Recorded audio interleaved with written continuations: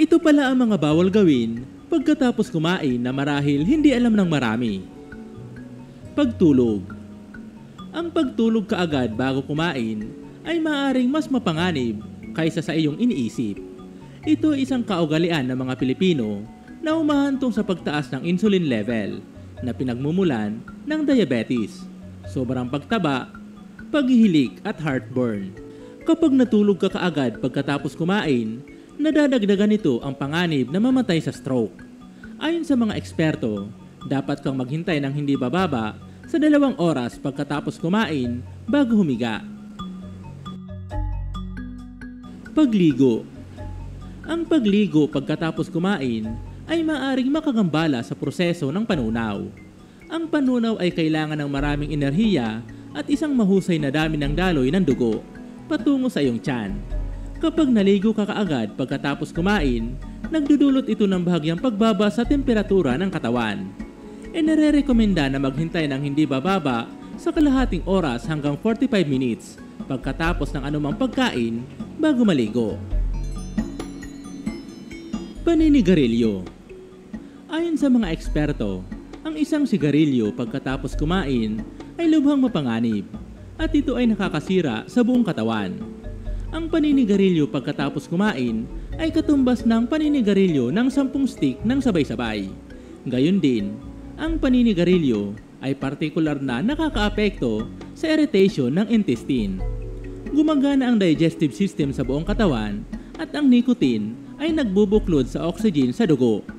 Dahil mas madaling masipsip ito, nagbabala ang mga siyentipiko na ang isang sigarilyo pagkatapos kumain ay kapansin-pansing nagpapataas ng panganib ng kanser sa bituka at kanser sa baga. Pagkain ng prutas. Ayon sa isang nutritionist, ang mga sariwang prutas ang pinakamalusog sa lahat ng mga pagkain. Ngunit kapag kinain mo ang mga ito pagkatapos kumain, nahalo ang mga ito sa kinain na pagkain at mapupunta ang atensyon ng sikmura natin sa prutas sa halip na sa heavy meals na una nating kinain. Maaari itong magdulot ng mga problema sa pagtunaw at mabago rin ang nutritional value ng pagkain na iyong kinain.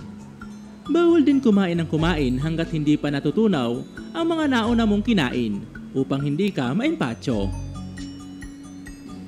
Pagpapaluwag ng sinturon. Mahihirapang maglakbay ang pagkain sa patutunguhan nito at sinasabing nakakapilipit ng bituka kapag pinaluwag kaagad ang sinturon na nagiging dahilan ng pagkagambala ng sikmura sa trabaho nito ng pagtutunaw sa mga kinain. Kaya naman bago palang kumain ay tanggalin na ang sinturon kung alam mong mapapasaba ka sa matinding kainan. Pag-inom ng tsaa.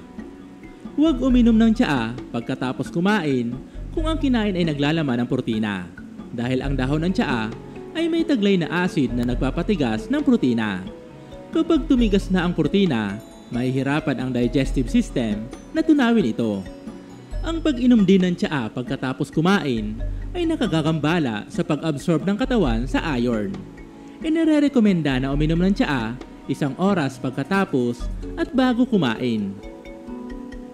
Pag-iihersisyo. Bawal matagtag ang iyong katawan sa pamamagitan ng pagtakbo, pagbibisikleta at pagbubuhat ng mga mabibigat kung ayaw mong magka-appendicitis. Ang mga tao ay naglalakad kaagad pagkatapos kumain na may pag-iisip na makakatulong ito sa kanila na madaling matunaw ang pagkain. Ngunit ito ay mali. Maaari kang maglakad-lakad pagkatapos kumain, ngunit pagkatapos lamang ng hindi bababa sa kalahating oras dahil ang pagkain ay nangangailangan ng oras sa iyong tiyan upang bumaba ang iyong kinain. Upang maiwasan ang mga nabanggit na problema, magpalipas na muna ng 1 hanggang 2 oras bago isagawa ang mga nabanggit na gawain sa itaas. Samantala, ang pakiramdam na palagi kang inaantok o napapagod matapos kumain ay may ipinahihiwatig na iba't ibang klaseng sakit tulad ng anemia, diabetes, hindi aktibong thyroid, at sleep apnea. Upang matiyak ang inyong kalusugan, mainam na kumonsulta sa doktor para mapayuhan at mabigyan ng angkop na gamot. Ikaw ba, kaorban? Ginagawa mo din ba ang mga bagay na nabanggit namin sa unahan pagkatapos kumain? Ano ang masasabi mo dito? Ibahagi ang iyong sagot at opinyon tungkol dito sa comment section at babasahin namin ito. Ito pong muli si UCL. Sana ay may bagong kaalaman ka na nalaman sa video na ito. Maraming salamat po sa panonood. Hanggang sa muli po. God bless.